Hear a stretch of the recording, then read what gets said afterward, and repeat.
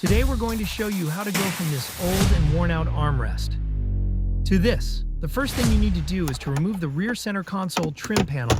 You can easily do this using a trim tool. After that, we need to unclip the spring.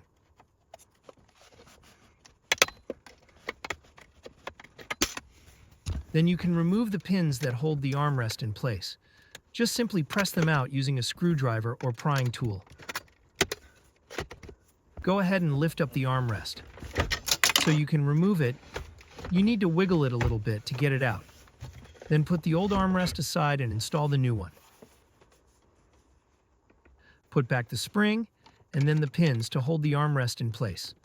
Make sure that the spring is latched in properly.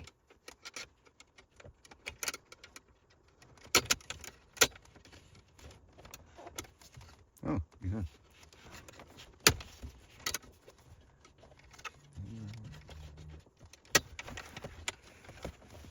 Use a screwdriver or prying tool to push the spring in the latching places.